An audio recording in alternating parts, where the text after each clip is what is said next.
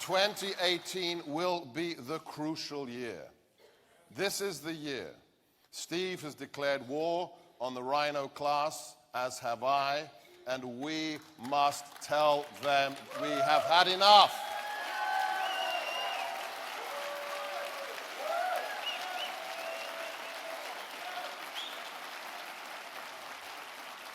The left has a problem.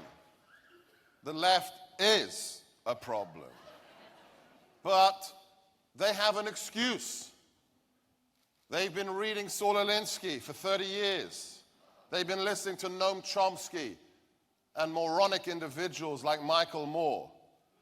But the Republican GOP establishment has no excuse.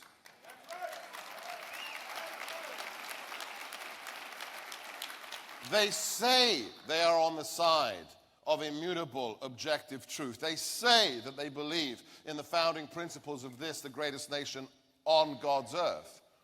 But they get to this city, and it all disappears. And they all become business as usual politicians. Could you imagine if any of our founding fathers had been told that there would be Americans who would be elected to be representatives of their state, who would then stay in office in D.C. for 30 plus years? They wouldn't have bothered to fight the British. And you'd all talk like me today. It is disgraceful. And that's what we're going to change this year. We're going to take on every swamp dweller. Every swamp dweller.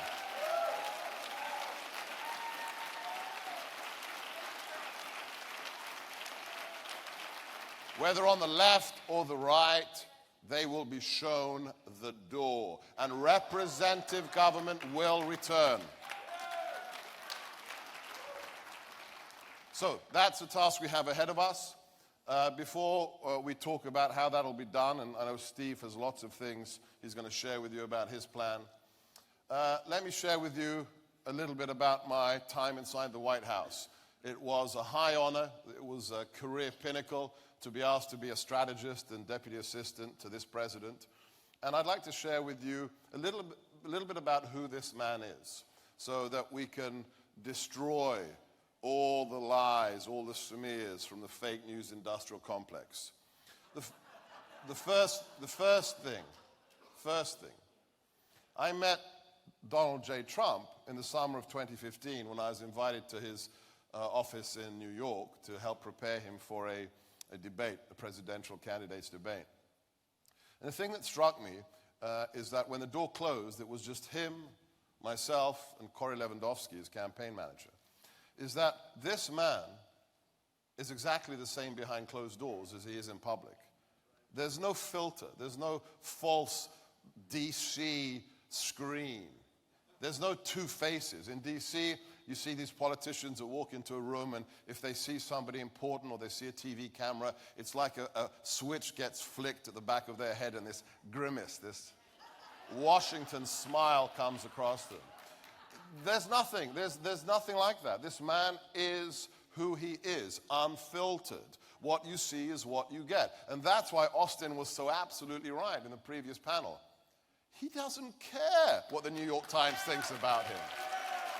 He doesn't care what CNN thinks about him. And rightly so, because those people don't represent America. They just don't represent America. So he is who he is. And the thing that made me realize that this is somebody that we can put our money on, we can bet that this guy can win, is that the first thing that was clear to me is that Donald J. Trump is kryptonite to political correctness. He hates it with a passion. And it is only somebody of his ilk who could have won the election. Only somebody who couldn't care less about political correctness and was going to call out the fake news for their lies. So, number one, he is who he is. Secondly, and the reason I really agreed to work for him, is within minutes it was clear to me that this man understands we are at war. He understands the threat from groups like ISIS. He understands the threats from countries like Iran, from China, from Russia. And the most important thing of all, he wants to win the war with our enemies.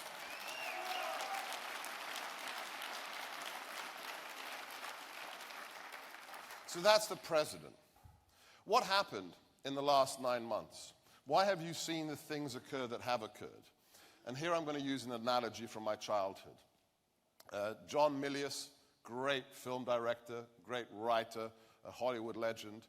I'm sure most of you in here are familiar with one of his best movies, Red Dawn. And I mean the original Red Dawn. Red Dawn is a story set in the 80s about the Soviet Union and Cuba invading the United States. And a scrappy little band of insurgents stands up to fight this giant juggernaut of communism. That's really what happened on November the 8th. On November the 8th, a man who was the rank outsider, think about it, never held public office in his life, a rank outsider wiped the floor with 16 rhino establishment candidates.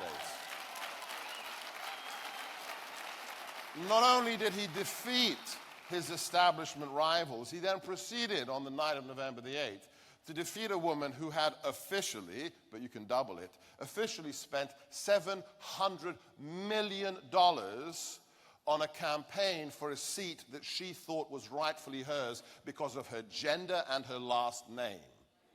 And he defeated her.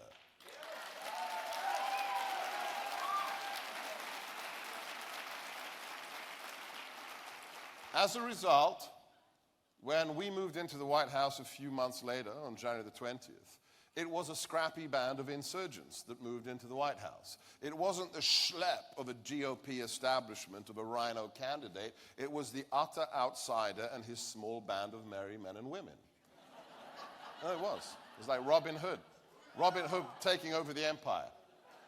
And a couple of dozen people gained the reins of an administration that has more than 2 million employees in it. If you add the armed forces, it's several million people work for the federal government. In fact, the best description for what happened at 12:01 on January the 20th is the most leveraged hostile takeover in US history.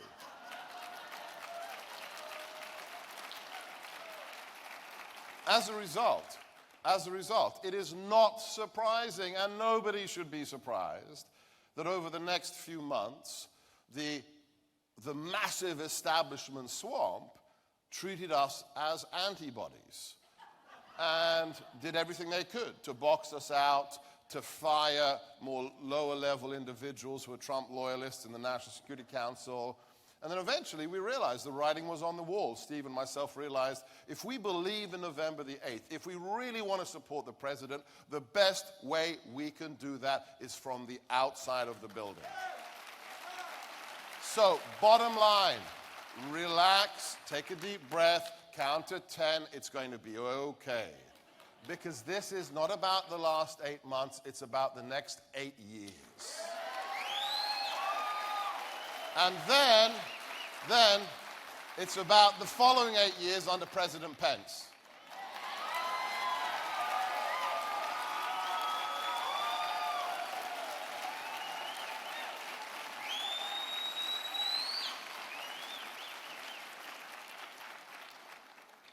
The fact is, the president is surrounded by people who have nothing to do with his original campaign. He has people in high office in his administration who not only would have been comfortable in a Clinton administration, they would have been cabinet members in a Clinton administration. But it's okay. Why? Does anybody in this room think that the only people the president talks to are people who have a government ID badge? I can tell you, he doesn't just talk to those people. And the president is very loyal to those who are loyal to him. And he is, you must understand, if you only want to know one thing about this president, he is a pragmatist. Look at what he's done. Steve's going to talk about the amazing things he's done in the last 8 months. But not only is he a pragmatist with the eye of a businessman, he is a patriot and he loves this country.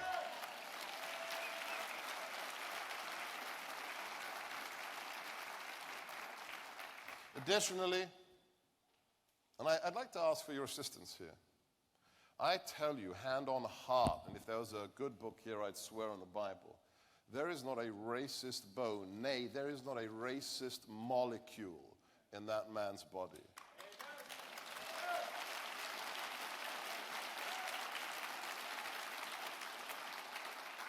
The accusations against myself and Steve, we take that as, if you're not taking flak, you're not over the target, right? If the Washington Post or the New York Times or Politico or CNN ever said anything nice about me, you should all ask for your money back, okay? But when the President of the United States is labeled a racist, a xenophobe, an anti-Semite, when his grandchildren are Orthodox Jews, then it's an outrage. It's an outrage. And I'd like to call upon you as force multipliers to push back on the lies. Don't let them get away with it. And we are winning already. Look at the facts. Anderson Cooper, the star of CNN, on a good night gets 700,000 viewers, okay? 700,000 viewers. This is a nation of 330 million Americans, okay? They're irrelevant. They are ranked 13th nationally in viewership, 2 positions between Nick at Night and their cartoon shows, okay? That's what the American people think of CNN. On the other hand, people like Sean Hannity, they're crushing it every night. Crushing it every night, breaking records, millions of people watching them. So push back on the lies. Don't let them get away with it. So, what about the road ahead? What do we have to do? We have to support the president. It's not about one man, please. This is not a cult of personality. It's about what we voted for on November the 8th. And it's very important to understand the philosophical underpinnings. This isn't just random stuff we kludged together during the campaign. There's one thing that underpins every single thing that was part of our campaign, whether it's the wall, whether it's defeating ISIS, whether it's pulling out of NAFTA, whether it's leaving UNESCO. All of these things together are tied with one philosophical connective tissue: national sovereignty. We want our sovereignty back. If 1776 means anything today, it is that the word America has meaning. And it's not some crypto-fascist garbage that they accuse us of, because we don't look at our fellow Americans based upon skin color. That was the Obama regime. We don't divide America. We don't look at you based upon your ethnicity. We don't look at you upon your chromosome count and what your sexual preferences are. That's the Marxist way of dividing people. We look at you as an American. Think of the reality. When we build this wall, and it is being built, guess who we are protecting first? It's not me. It's not the white-skinned Catholic dude who's comfortably living off, in Northern Virginia. Who are we protecting? The newly minted recent immigrant to America who's on the bottom of the wage scale and is going to be damaged by the guy who comes in illegally working for free. We're protecting them. Whether they're Mexican, whether they're Nigerian, if they're American immigrants, we're going to protect them as well. And that's the priority the president has most in front of him every day, and I can assure you. The president takes one responsibility seriously above everything else, and that's keeping every single American in this country, whether you voted for him or not, keeping you safe.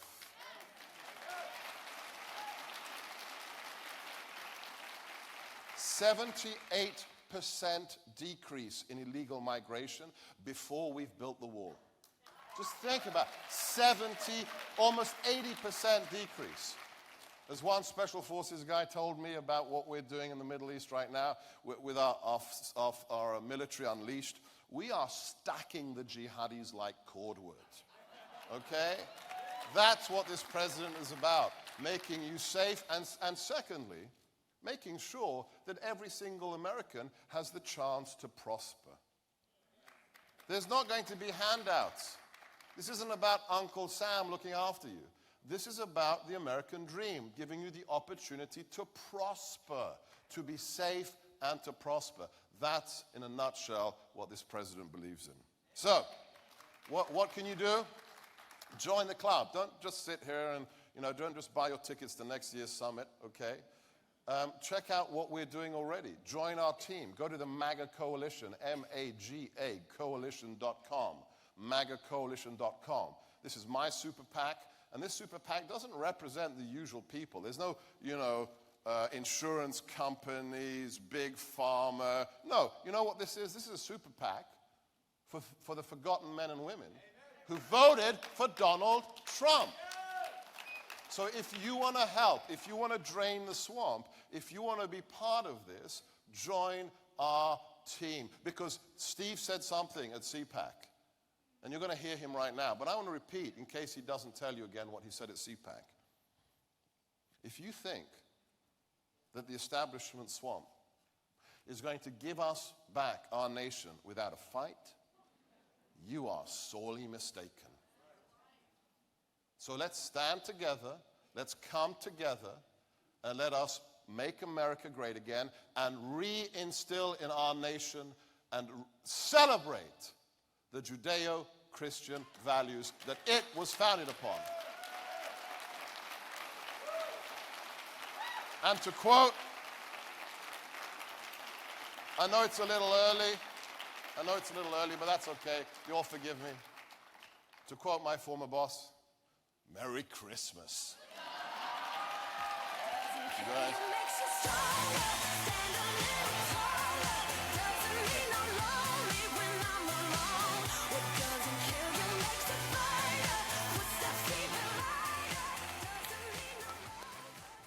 And I think it's going to be a Happy New Year, too. I want to mention that Sebastian will be doing a book signing along with Steve Bannon and also Laura Ingraham during the lunch hour. And Todd Starnes, I believe, is also going to be joining them. So you want to take advantage of that as well.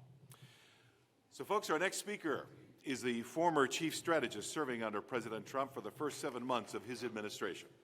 He's a veteran of the United States Navy, where he served for 7 years before helping to co-found Breitbart News. Today, he's the executive chairman of Breitbart News, which keeps values voters informed of the news from a conservative perspective. In fact, just through Breitbart, we've already gotten over 800,000 hits of the Values Voters Summit, which is wonderful. In fact, I like to see you folks as kind of our studio audience, but we're really reaching over 1 million people online through C-SPAN, through Breitbart, and other streams of information. Well, ladies and gentlemen, without further ado, would you please welcome to the stage Steve Bannon.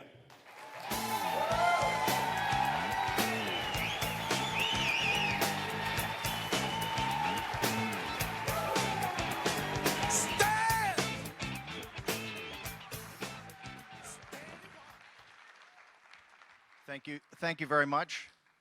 Thank you. To everything there is a season and a time for every purpose under heaven. A time to rend and a time to sow, a time to be silent, a time to speak out. A time of war and a time of peace.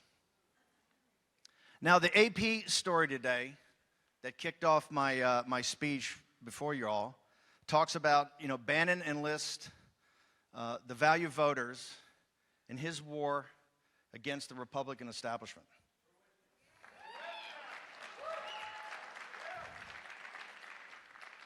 This is not my war.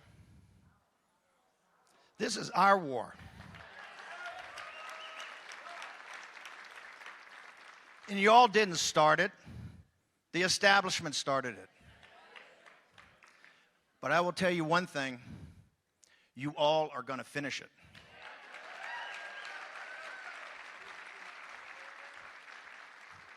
Let's have a partners discussion about Alabama.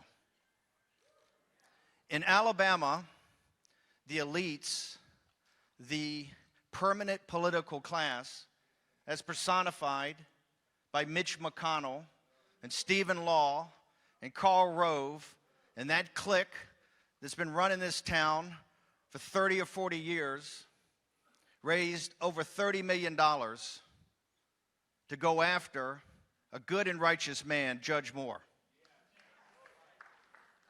And this money was not used to debate the great issues of the day. It was not to debate illegal immigration or America's foreign policy or Obamacare. That money was used to destroy Judge Moore and his family. The politics of personal destruction, as personified by the permanent political class, is the only way they can win. Now, Judge Moore raised about $2 million, right? $2 million versus $32 million. The entire contest, and a lot of folks called up and said, hey, you know, donors want to give money to Judge Moore.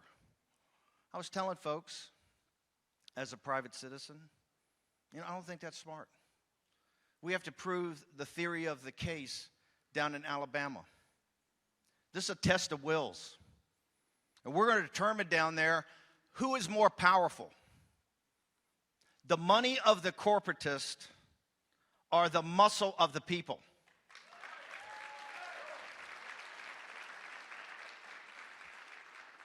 You know why all those folks are back there, the world's media, you know why they're down here taking these photos? Yeah. This is not about me. It's not about Seb Gorka. It's not about Laura Ingraham. It's not about Tony Perkins. It's not about Mark Meadows. It's not about our beloved Commander-in-Chief, Donald J. Trump. They're here because of you. They fear you.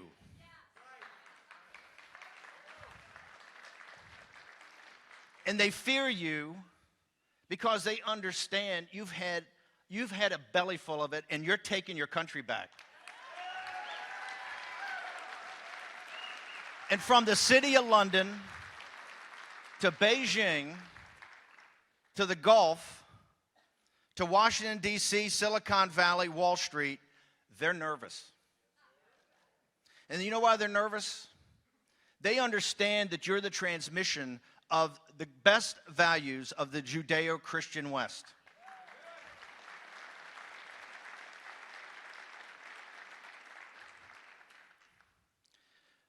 The one thing we proved in Alabama, and you guys proved more than anything else, is that money doesn't matter anymore.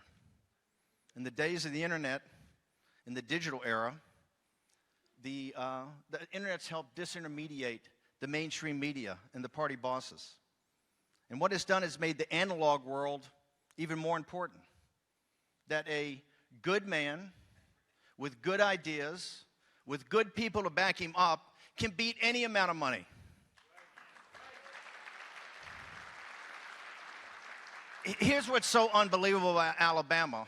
They think the good men and women, the sons and daughters of Alabama, just like they think of the working class folks and middle class folks at the country, are a bunch of morons, a bunch of idiots, a bunch of rubes. They think 30-second TV spots, tens of millions of dollars of 30-second TV spots can change people's opinion. Well, it can't. The most powerful thing is an authentic candidate, whether that is Donald Trump or whether it's Judge Moore, with good people going door to door and knocking on the door and telling people with passion, this is who you ought to vote for. You know who taught us that lesson? Barack Obama. You may not like Barack Obama's policies. You may not like him as a president, but let me tell you, as a politician, he knew exactly what he was doing. Rudy Giuliani, a good friend of mine, a man I really respect, stood on that stage in 2008 to mock and ridicule him in front of the Republican convention. Had that great line, what's a community organizer? I'll tell you what it is, somebody could kick your ass. Twice. But the grassroots of the Tea Party and the evangelical Christians and the conservative Catholics learned that lesson. You too can go door to door. You too can ring doorbells. And folks understand when you come to the door and your lived experience, they respect you. So when you talk about a Donald Trump or you talk about a Judge Moore, it means something. In Alabama, you folks were able to turn the tables. You took Mitch McConnell's money and you took it from his biggest asset to his biggest liability. The more money they spend, the fewer votes they get.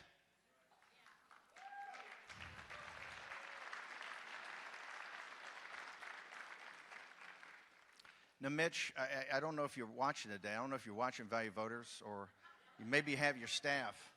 But if I can take a little riff on Plutarch and Shakespeare, up on Capitol Hill, because I've been getting calls, it's like before the Ides of March, right?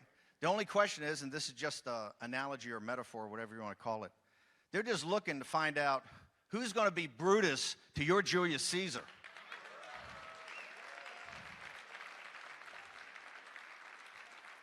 Yeah, Mitch, the donors are not happy. They've all left you. We've cut your oxygen off, Mitch, okay? The money's not courageous, but money is smart, okay? And right now, money's sitting there saying, hey, I see these folks. They're worked up. They're mad, and they're mad for a reason. Here's one of the reasons they're mad. And by the way, Southern Poverty Law Center, can you do me a favor?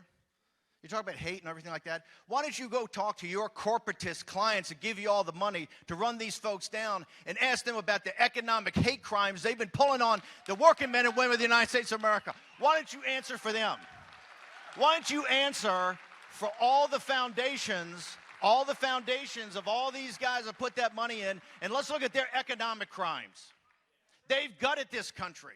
And you've taken their money and you call these good people hate crime perpetuators because they try to put forward the best values of a civilization that's been around for thousands of years. That's a hate crime.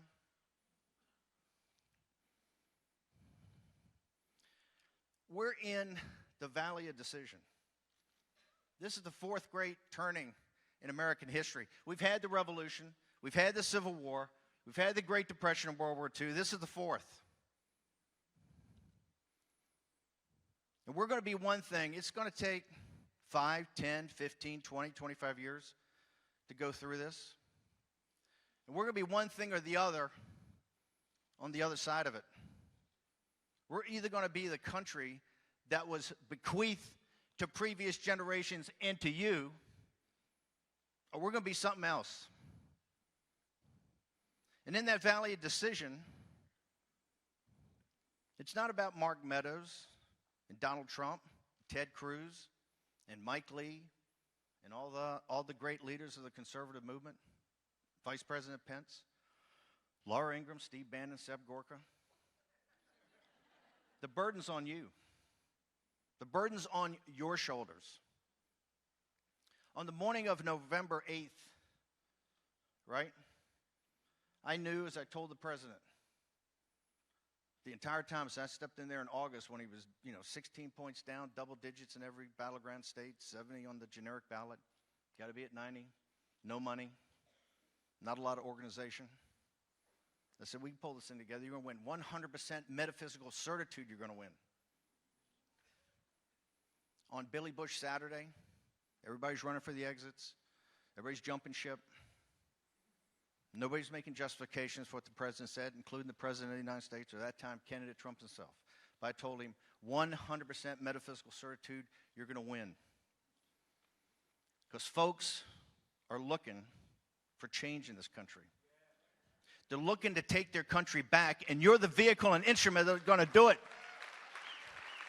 And they don't care about locker room talk, because we're going to bring to that debate the women that William Jefferson Clinton attacked and his wife covered for him. And we're going to let the American people decide between your words and his actions. That's why I'm a street fighter. I'm all about winning. You know why? Because we have to win. This next 15, 20 years, and I would love to tell you, we could wave a magic wand. I'd love to tell you that President Trump, the goodest man as he is, that he could snap his fingers and it would all be better. But it's not. Every day is going to be a grind. Every day is going to test you. But here's the good news. I know you wouldn't have it any other way.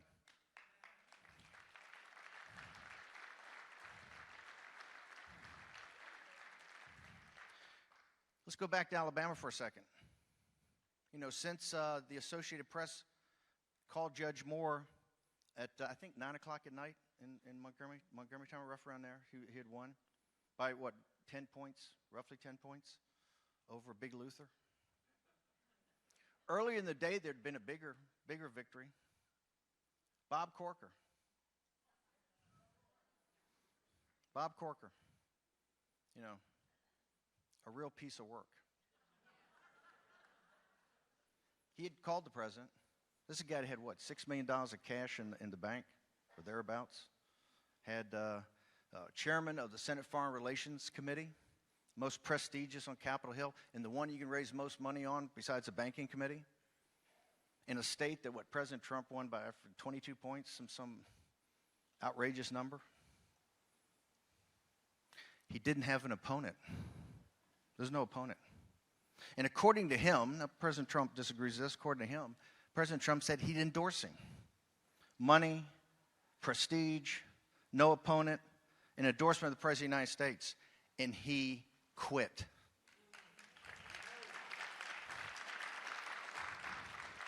Because he just saw, he had called over and talked about the exit polls, right? What was happening down in Alabama. And he knew the good men and women in Alabama were holding Mitch McConnell accountable down there, and they were going to hold Bob Corker accountable too.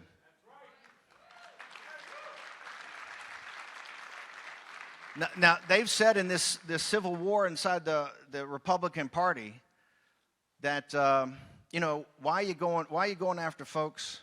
Why are you going after folks like Barrasso and Deb Fisher and Heller and all these guys that vote the right way? You know, as Bob Corker has trashed the commander-in-chief of our armed forces, while we have young men and women in harm's way, right?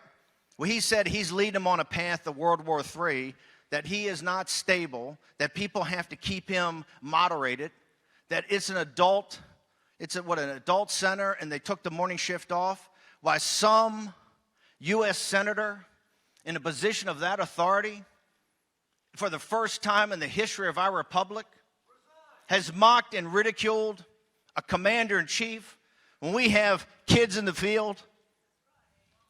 Have I seen Barrasso come to a stick and condemn that? Have I seen Deb Fisher come to a stick and condemn that? Have I seen Heller come to a stick and condemn that? You have not. And let me give a warning to you. Nobody can run and hide on this one. These folks are coming for you. The day of taking a few nice conservative votes and hiding is over.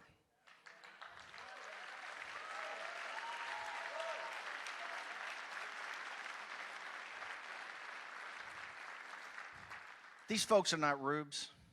These folks are not morons. These folks are not idiots, okay? You know, I'm a graduate. I'm actually an honors graduate of the Harvard Business School, and I worked at Goldman Sachs.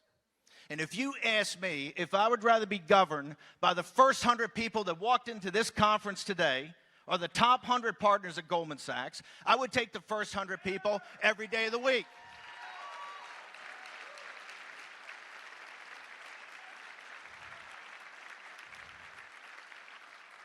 Because the common sense, decency, intelligence, grit, and determination would ensure that our country is safe and prosperous, and so would the world.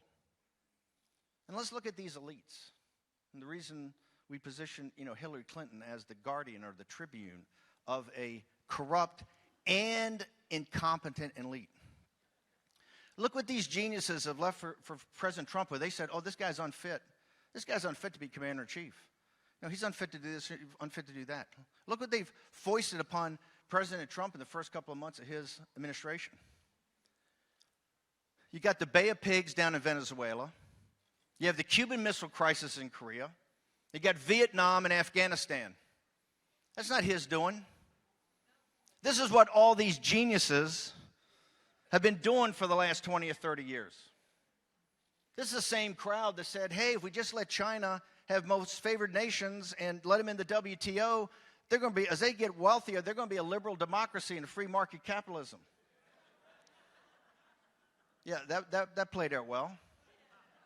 China's been a Confucian mercantilist society for 4,000 years. They know what they're doing, and they're not changing. They're running the tables on us right now. They're at full economic war with us right now. Don't ask me. Look at The Economist. Read J.D. Vance's Hillbilly Elegies, the cultural undertones of the Trump revolt. Read the studies coming out of MIT and Harvard that says there's a direct correlation between the factories and jobs that leave for China and the opioid crisis. This populist, nationalist, conservative revolt that's going on, that drove Donald Trump to victory, that drove Judge Moore to victory, that will drive 15 candidates to victory in 2018, and I hate to break the news to Graydon Carter and the good folks at Vanity Fair, but yes, President Trump's not only going to finish this term, he's going to win with 400 electoral votes in 2020.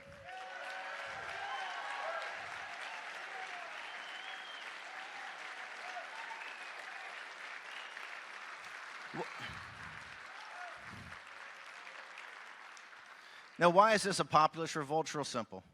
You guys have more common sense, more understanding of what we need to do, and more decency than the elites. And the first order of business is to undo all the damage of globalism, right?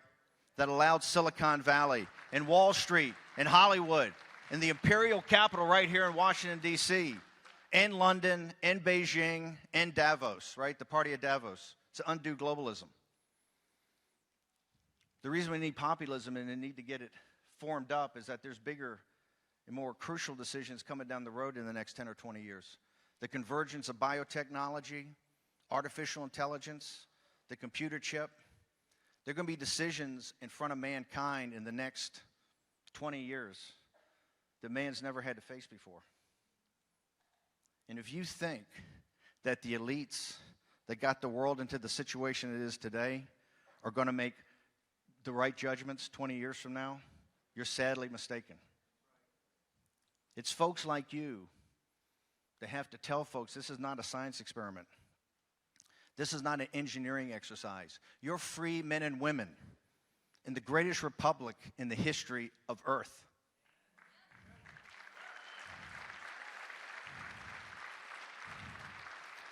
And why are we nationalists?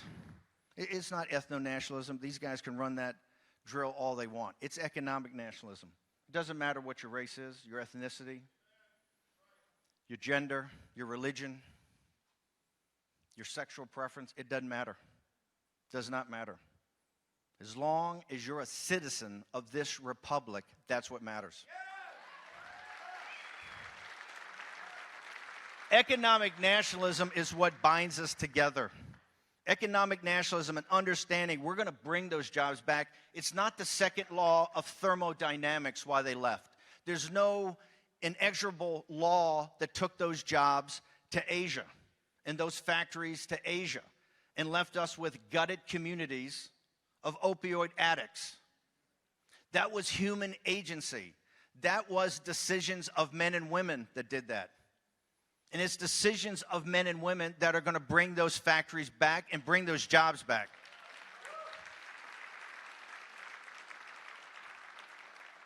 The smart folks in the Democratic Party, and trust me, there are a lot of smart folks over there, they understand that. They had that conference 6 weeks ago, no identity politics, because they know identity politics is a loser.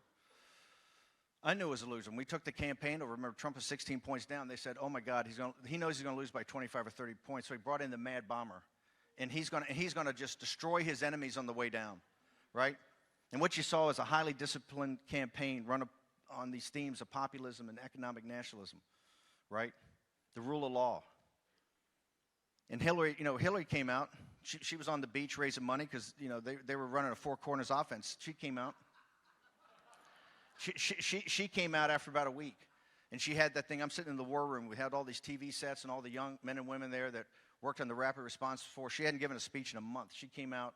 It was Breitbart, alt-right, ethno-nationalism, white supremacist, Bannon. And I sat there and I go, if that's it, if that's what she's going to bring, we're going to run the tables on her.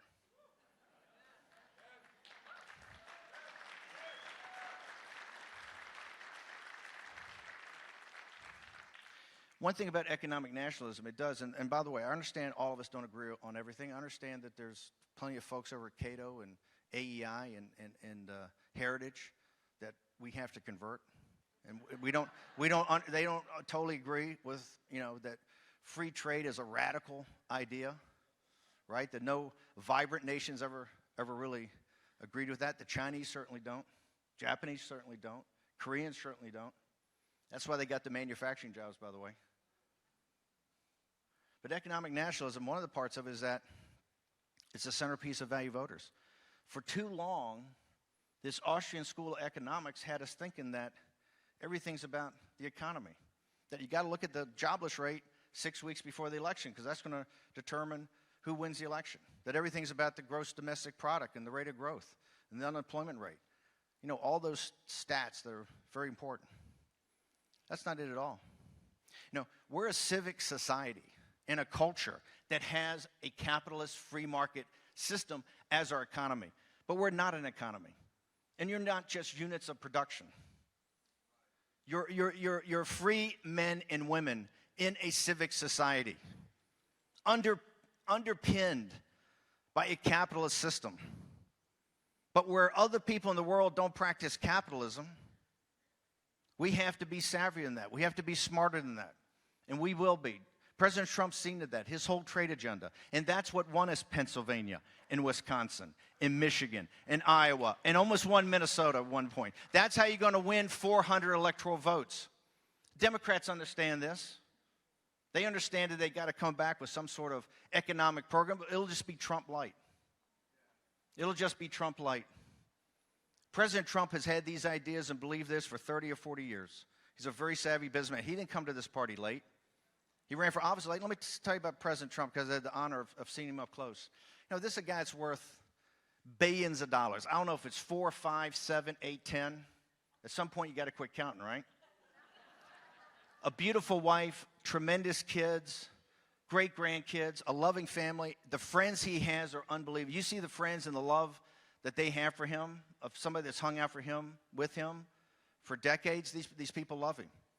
He has a business with the finest hotels in the world. He was buying not just golf courses, but at the age of almost 70, buying championship golf courses that he'd even make even better and put them in the British Open or the Open Championship Rota or the U.S. Open, things that could really be legacies for him.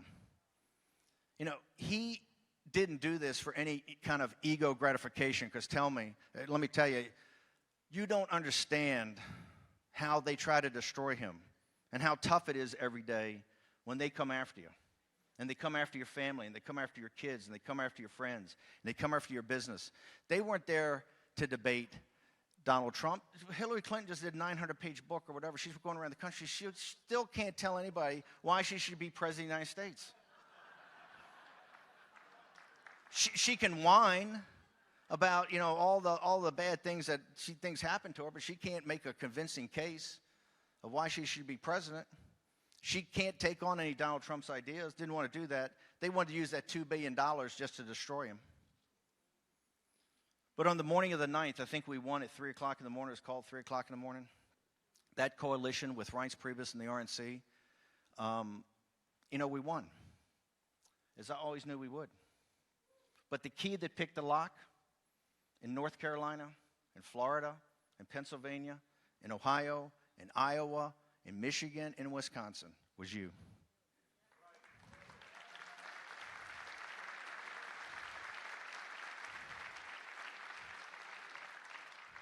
Ask Tony Perkins. He's got the numbers. He'll walk you through. The turnout of evangelical Christians and conservative Catholics in those key districts, that is the difference in victory.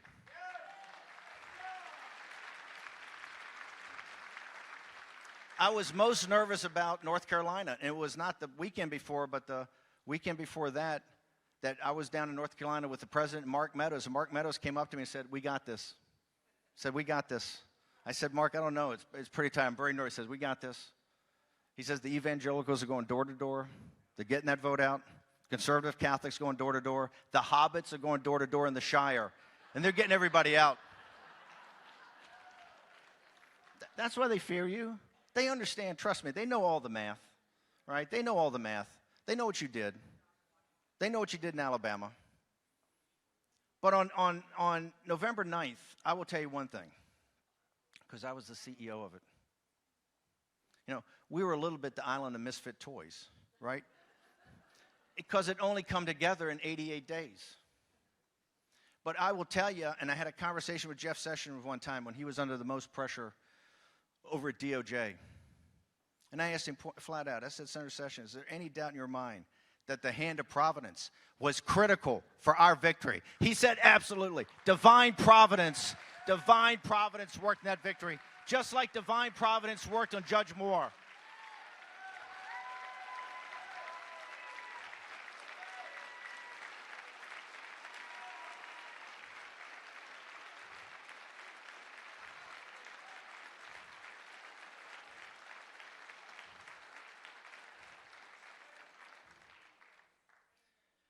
Now, the hand of providence doesn't work as some sort of magic or voodoo. It's through human agency, and that's you. And we're going to have a lot of these conversations. We're going to have a lot of fights ahead, right?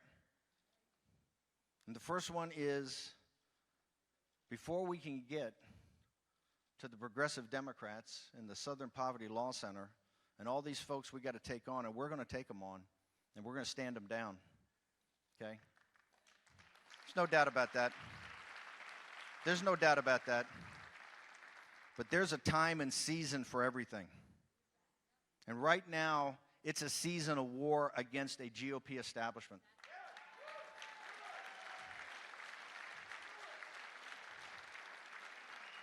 It's no longer acceptable to come and pat you on the head and tell you everything's going to be fine. Just get these guys in office. Those days are over. We need to move with urgency. The President of the United States deserves respect and deserves their support.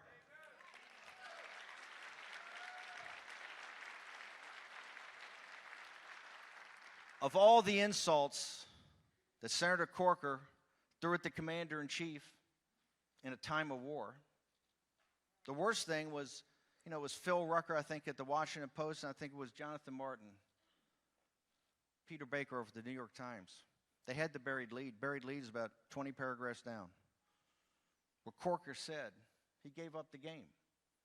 He said, hey, there's only one or two senators up here that have any respect or admiration for President Trump. The rest of them all talk like I do, behind closed doors. So all of you folks that are so concerned that you're going to get primaried and defeated, you know, there's time for mea culpa. You can come to a stick and condemn Senator Corker. And you can come to a microphone, and you can say, I am not going to vote for Mitch McConnell for majority leader. And you can come to a stick, and you can say, I'm going to do away with the filibuster so the president can implement his program.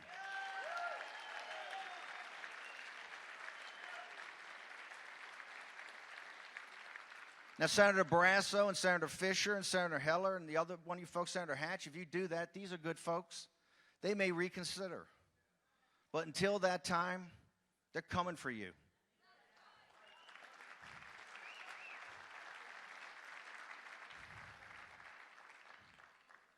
I've gone over my allotted time, so I'm going to wrap up here in a second.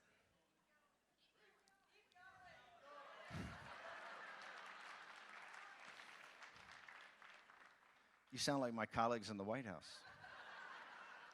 Not.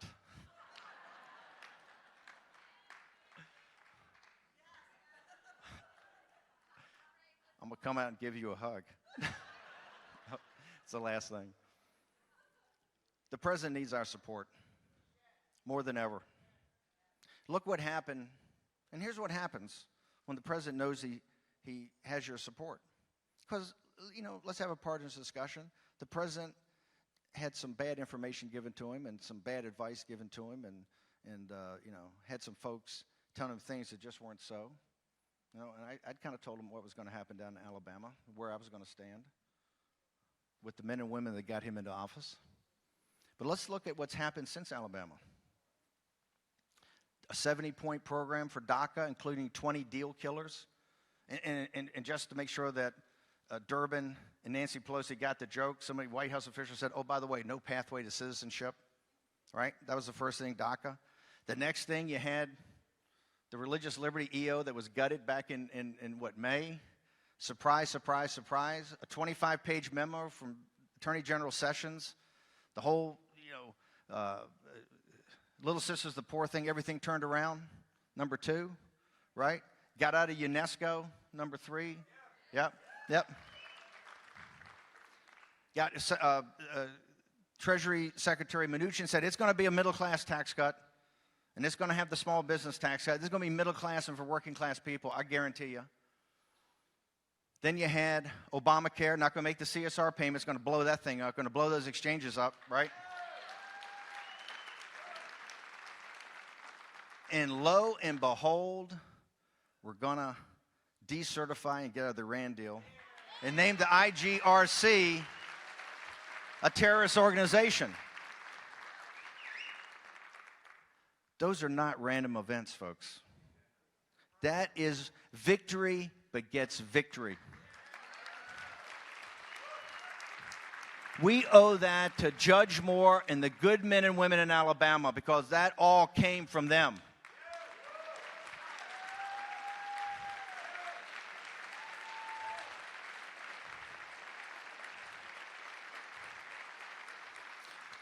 Every day is like Christmas Day now. I can't wait to get up. It's going to be a new package. This is the Trump program. This is what we always wanted. Heck, next week, I think they're going to announce the Muslim Brotherhood a terrorist organization and move our embassy to Jerusalem.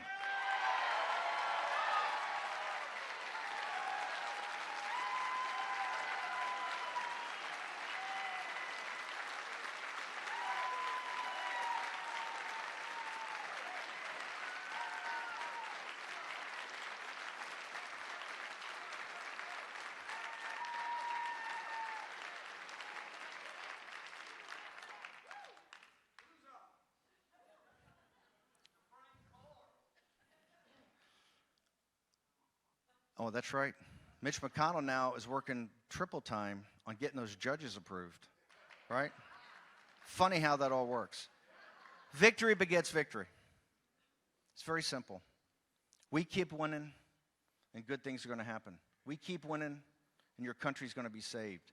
We keep winning, and you folks, you are going to be the folks who saved the Judeo-Christian West.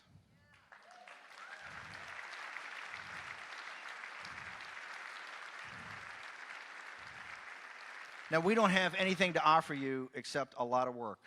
And we're going to lose, by the way. They're going to be gray skies, and we're going to lose. We're going to lose some. It's not going to be all victories. We're going to have good days, and we're going to have bad days. And this is going to take a long time. And it's not any one election. It's not a November 9th or September 26, 2017. It's going to have to be every day. It's going to have to be every day. But if you folks don't do it, and the people that you are proxies for, your organizations, it's not going to happen. We're going to lose this. But I can guarantee you one thing. There are good men and women out there that saw the lesson of Judge Moore and Donald Trump. Because the lesson that the media, the opposition party, and the money on Wall Street and the permanent political class tried to do was to say, if you stand up, you'll be destroyed. If you go against what they stand for, you will be destroyed. But folks out there know, if you have their back, you are the key that picks the lock.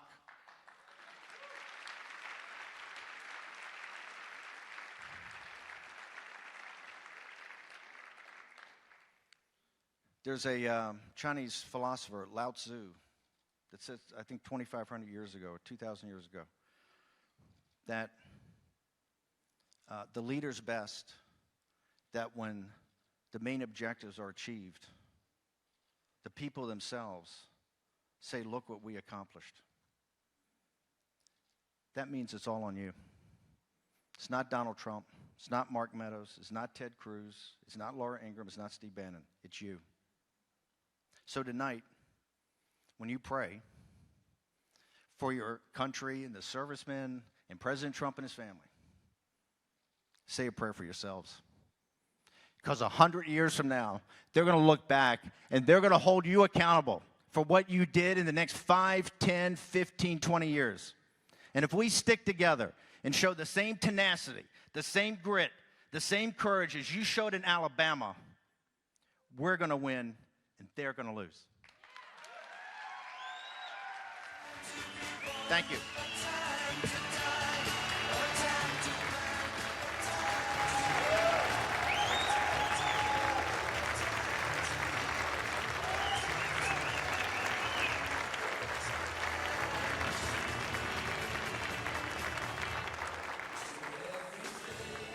Wow, how about that? Listen, I need to clarify one thing before we introduce our final speaker for the morning. I mentioned Steve Bannon doing a book signing. I need to clarify, he will not be doing a book signing. That will be Laura Ingraham, Sebastian Gorka, Todd Starnes, and Everett Piper. We're all entitled to at least one mistake per day. I'm just sorry I used mine up already, so I ask for your indulgence.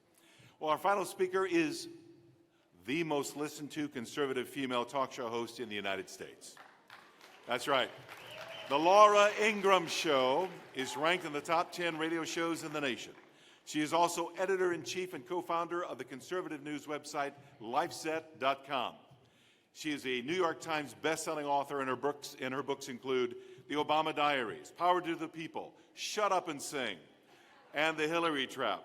But her most recent book, just released, Billionaire at the Barricades, launched just this week, ladies and gentlemen. She'll be doing a book signing right after our morning session. And on October the 30th, she'll be launching a brand new show on Fox News called The Ingraham Angle. Ladies and gentlemen, please welcome Laura Ingraham. How you doing, everybody? How are you? It's great to be here. It's hard to follow Steve Bannon. I mean, I had the, you know, I have to think of Bannon. I think of like force majeure. You know, he's a force of nature, and the man in black. And I don't know. I think there's a softer side of Steve Bannon that we could create together. Think of the possibilities, like a mock turtleneck, a Vineyard Vines pastel. I mean, isn't there a Lilly Pulitzer for men? Like just kind of that island look, just to soften it out just a little bit, so our friends in the media doesn't think he's so mean. Wouldn't that be nice? I saw Roy Moore yesterday. He spoke yesterday, right? He was here.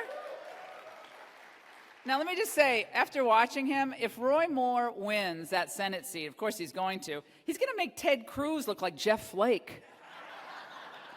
My God, this morning, I don't know if you guys saw the press, you guys have all been here, but according to the, I guess it's the AP report, he's blockaded himself in Statuary Hall at the Capitol, and he's chained himself to the Robert E. Lee statue. That's incredible. I love that. Isn't that great? So Moore's already, I think that,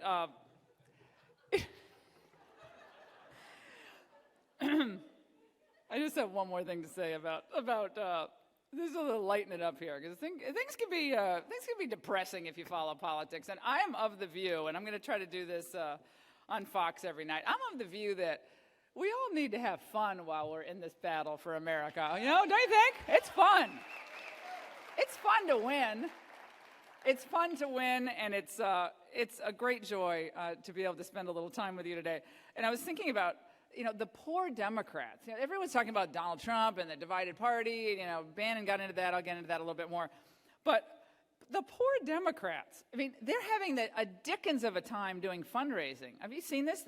They're now trying to incentivize donors and get, they need the small, contributions coming and so forth. So for $25, I guess now the DNC, you get this, Frisbee thing. They send it to you in the mail. And for $50, you get a We Love You, Hillary, still t-shirt.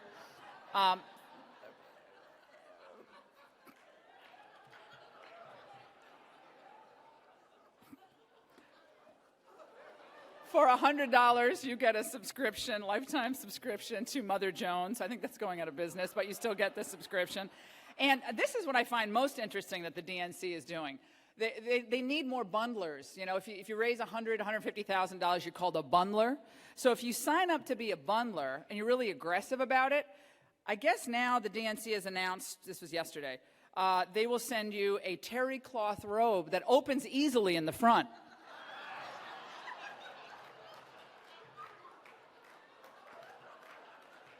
It's odd, though, all the robes have HW as the initials, the monogram. I think we have to laugh, don't you? You know, they always say we're judged by the company we keep, and that's a pretty good line. It's a pretty good rule of thumb. But I also think we should judge ourselves on the enemies we make. Think about the Republicans who supported Donald Trump and continued to support his populist agenda, the agenda that I outline in Billionaire at the Barricades, my new book. It's a nationalist agenda. You heard Steve talk about it. It's America first. It's policies that work for the people. But think about it. If you're for Donald Trump and you're for that agenda, not the old Republican agenda, but that agenda, your enemies are the following. They've declared war on you. Antifa, you know, the fascist group. They call it anti-fascist, but it is most fascist. La Raza, the NFL anthem squatters. They don't much like you. Since when did kneeling become, I don't even understand the protest. Why is kneeling even a bad thing? If they're kneeling at the anthem, you could say maybe they actually just like the anthem a lot. Like when you kneel, it's a sign of respect. I don't even understand their protest. Most of the press corps, they're, of course, against us. Most of the entertainment industry, because we know they are the moral arbiters of our time. The Democrat machine, still run by the previous administration. And of course, let's not forget the never-Trump globalist GOP and the consultancy and pundit class, including, by the way, on Capitol Hill, all those senators who, if their primaries were held today in their home state, they would be sent packing.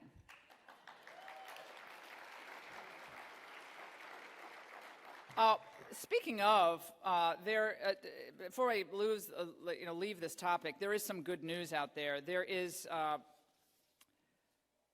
great news, actually. This is New York Times.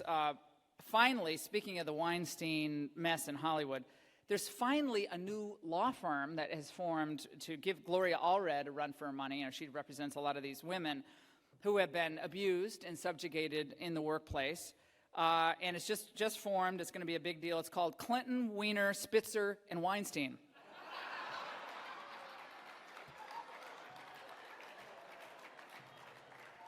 Has a nice ring to it, don't you think? Let's not forget how conservative women have been dismissed and demeaned and reviled by all the right people, all the right adversaries. Perhaps Hillary Clinton, Michelle Obama, who said, we voted for Trump because we do what we're told to do. Now, everyone who knows me would know that wouldn't really apply.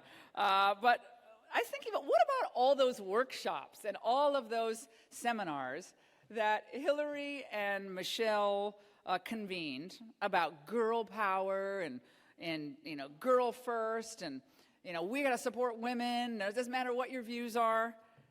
You know, at the same time, I was thinking maybe Hillary should rename her book tour. It should be called "I Am Woman, Hear Me Bore."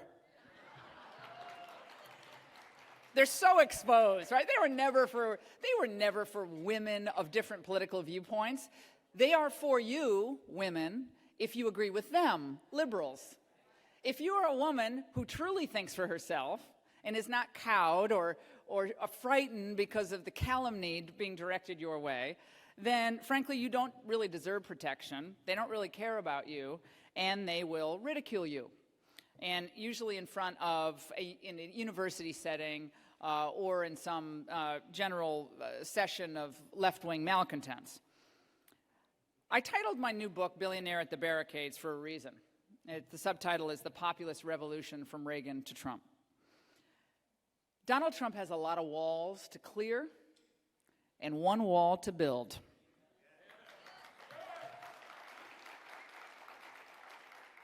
He has the old GOP guard that never really wanted him to succeed. Of course, he has an entertainment industry that really should be sending him residuals because apparently they can't write a joke that doesn't include his name. He's up against the Democrat machine, of course, that is fueled by groups like the American Association of Trial Lawyers, Planned Parenthood, and every other left-wing interest group that you can think of. He's against the bipartisan cabal that has gotten fat and happy off the old way. They became very comfortable in a Washington that didn't represent the people. And the people are onto them. The American people, whether in this moment they like Donald Trump or not, the American people, I think, are really smart. That's the reason I describe myself as a conservative populist. I would rather, like Donald Trump, trust the people to run their lives rather than a far-flung bureaucracy at the World Trade Organization or the UN or some government agency that will never be accountable to you. I trust the American people. The government works for them, not the other way around. The government is not enslaving the people. The government are supposed to be the servants of the people, period. People ask me, like, well, why, Laura, this big rift in the Republican Party? And I explain all this from my days as a young 22-year-old working in the Reagan administration and how he inspired my generation and so many who came after, all the way up until we gave Eric Cantor a 2x4 across the electoral face with Dave Pratt in 2014. I explain how Donald Trump, he didn't win because of Comey or even because Hillary was a bad candidate. He didn't win because he was a celebrity or even that he was self-funded. Donald Trump won because he was unafraid to hold up a mirror to the failures of the bipartisan establishment that refused to do what the people for really a couple of decades had been demanding that they do. That's why he won. He won because of the issues. Who voted for open borders? Who voted to deindustrialize the Midwest? Who voted to send millions of our jobs to Asia and other countries? Who voted for perpetually low wages for our middle class and low entry-level position workers? Who voted to completely upend the understanding of gender in the United States? Who voted for any of this? The answer is none of us voted for this. We voted for candidates along the way who promised to do our will and respect the Constitution. That is what we did because we tended to give people the benefit of the doubt. And like, Lucy in the football, we kind of became Charlie Brown, election cycle after election cycle, until we couldn't take it anymore. Our back was about to break. We saw the country was about to be lost forever. Donald Trump understood that uniquely, and he followed in the line of others who came before, however, from going all the way back to Richard Nixon and believing that we had to listen to the silent majority, to law and order, to all the way up to Ronald Reagan surprising a GOP establishment in 1976 by almost winning the nomination, and then coming along like a hurricane himself in 1980 and blowing past the Bushes and everyone else who ridiculed him, demeaned him, and said he was just an actor. He didn't know anything. He shook up the country. He brought us back from the brink. He helped defeat the Soviet Union. And he set a blueprint, a conservative, oftentimes populist blueprint for how to appeal to a wider range of Americans. I went back and in the book I describe what happened in 1988 as Reagan was leaving office. Just to show you, this divide wasn't created by Donald Trump. This divide has been there. 1988, as Reagan was leaving office, a lot of us Reaganites were going on to do other things. I was going to law school at the University of Virginia, and some of my colleagues wanted to stay and help the Bush administration. Well, they didn't know that slowly but surely the Reagan people would be purged from the ranks of the new Bush administration. And why would they be purged? And I describe a particular incident at the Department of Justice, which is disturbing. Why were they purged? Because philosophically, Reagan was on a different plane than George H.W. Bush. He respected him. He picked him as his vice president. But Reagan uniquely understood the heart and soul of the American working class. He understood that without social conservatives and defense hawks and libertarians and the populists all together, this coalition would crumble. And indeed, we saw it beginning to crumble in 1992. Who came along then, of course? Well, Pitchfork Pat Buchanan, with many of the same issues we're talking today, warning that if we had open borders and trade agreements that did not benefit the American working class, that the American understanding would itself be endangered. As more people thought the system just didn't even work anymore. It didn't work for them, it didn't work for their kids, that in fact they were being treated as the enemies of the government. And Pat Buchanan ultimately wasn't successful, but let's not forget, whether it was him or Ross Perot, boy, did they garner a lot of support, and did they set the stage for what would come all those years later with Donald Trump? Remember, even George W. Bush ran on a humble foreign policy in 2000. That was welcome news to the voters at the time. In 1988, the Cato Institute wrote a long article ridiculing Ronald Reagan.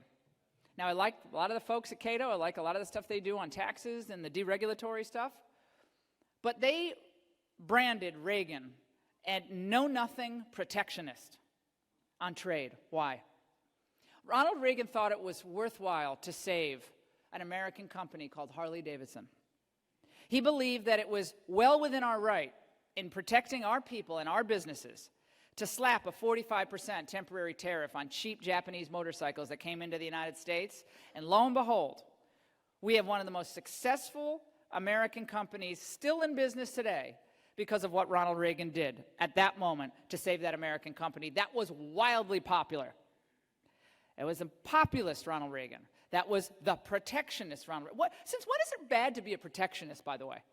What, you are protecting something, right? You are conserving something. Republican presidents throughout our history understood that there will be certain times where temporary tariffs are necessary to level the playing field in the international marketplace. It just makes sense. When our companies are getting hammered overseas with tariffs and barriers, we just let everyone come here with nary a peep. And certainly the mood and the establishment of the GOP was very anti-tariff. Ronald Reagan said it doesn't have to be this way. Even George W. Bush slapped temporary tariffs on cheap, cold-rolled steel coming in from China. Today, all these years later, what is Donald Trump doing? Donald Trump has assembled, without a doubt, the most impressive, the most qualified trade team that we've ever seen in American government. The most incredible people. They don't get much credit, by the way. And I'm not going to repeat all this stuff that Bannon said about the issues that we all care about. On this issue, Bob Lighthizer was the deputy U.S. Trade Representative, I think the youngest in American history, for Ronald Reagan. He is now our U.S. Trade Representative. He is phenomenal. Phenomenal. I think for the first time in decades, we now have Lighthizer, and Wilbur Ross at Commerce is helping. Stephen Vaughn is a general counsel over there. We have amazing people. Peter Navarro at the White House. They are doing something called, and I don't want to sound wonky here, but a 301 investigation on China. It's under the Federal Fair Trade Act in the 1970s. It's a 301 investigation into the theft of American intellectual property that's being done on a daily basis by China.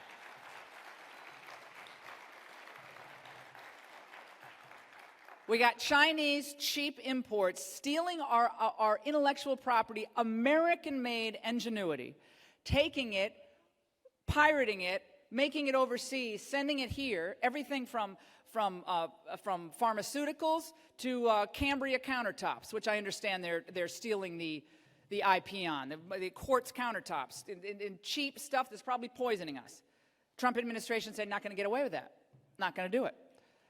The Korean Free Trade Deal, NAFTA, All of these agreements need to be revisited, re-examined, and, if necessary, rewritten, and if they don't agree with the rewrites on the other side, repealed.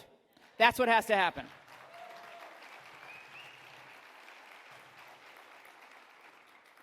Donald Trump has done more in 10 months for social conservatives than I believe the previous GOP president did in 8 years. What did he do?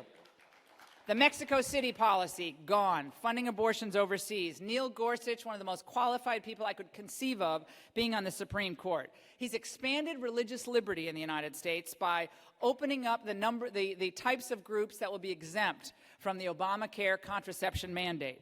And let's not forget his first foreign trip, which again he gets no credit for, visiting all three major religions, the sites that represent all three major religions from the Middle East, and gathering together all of those Muslim nations saying, we've got to have a reformation, we need your help, it's going to be in your hands, to visiting Pope Francis, and of course going to Israel.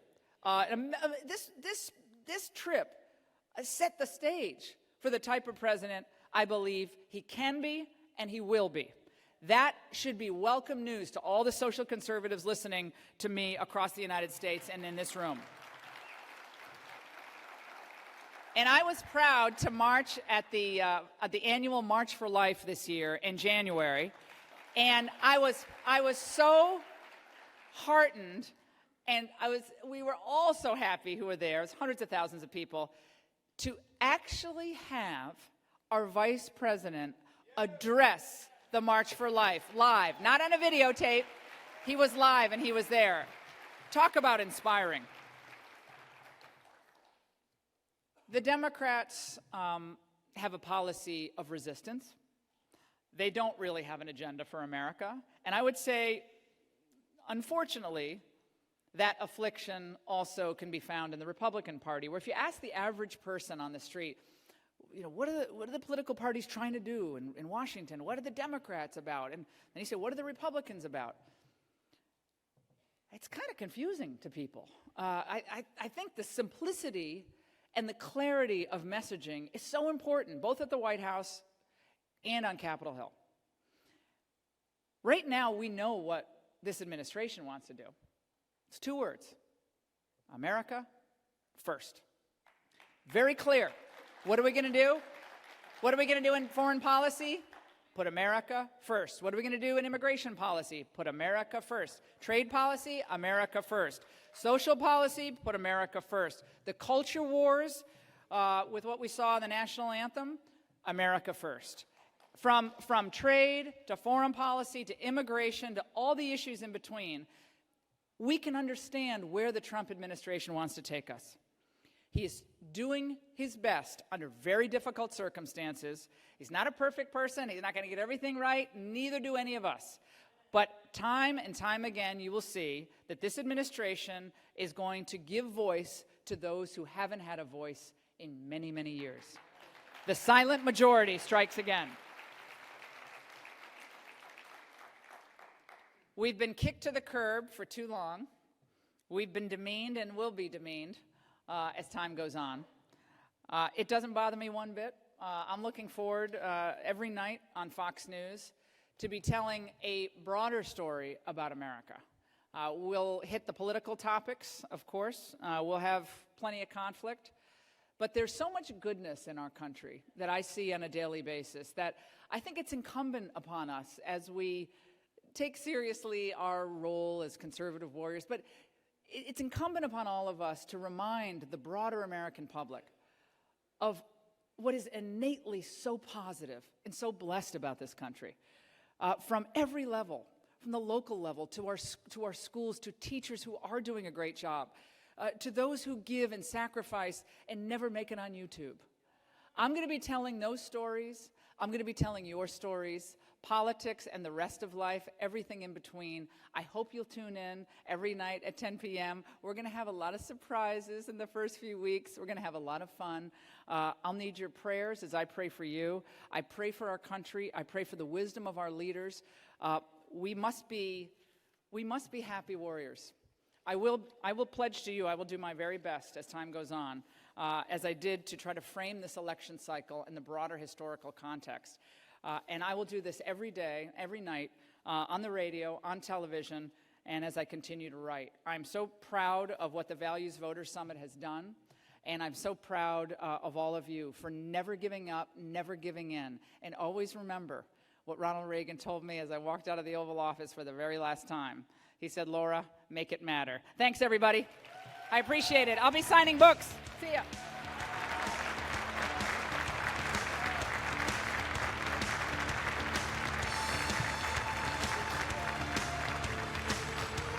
All right, strap yourselves in for a speed read of our announcements, and we're going to let you go to lunch, including that book signing, including Laura. So let me give that to you real quick. Job fair and career consultation is going in the exhibit hall until 1:30. So you get your passport signed, take it to the Family Research Council booth for that Android tablet drawing at 3 o'clock, and as well as all of the other exhibitors. I mentioned Laura Ingraham, Sebastian Gorka, Todd Starnes, and Everett Piper also will be in the exhibit hall doing a book signing. Please remember to turn in your evaluation form at the West registration today, or you can also fill it in online after the event using your FRC event plan. And you can also sign up for next year's Faith and Values Voters Summit, and you get a $50 special offer discount when you sign up today. Please take a few minutes to look at these breakout sessions in your program book that will be coming up later this afternoon. Well, that's your good, ladies and gentlemen. Thank you so much for your great attention and your patience. Enjoy your lunchtime. Please be back at 2 o'clock sharp for Elvina King. 2 o'clock. Thank you.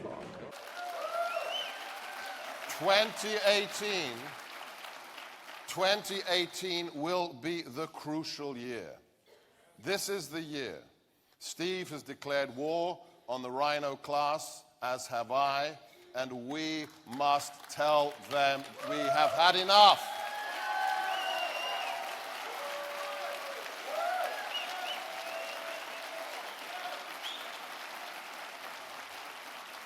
The left has a problem.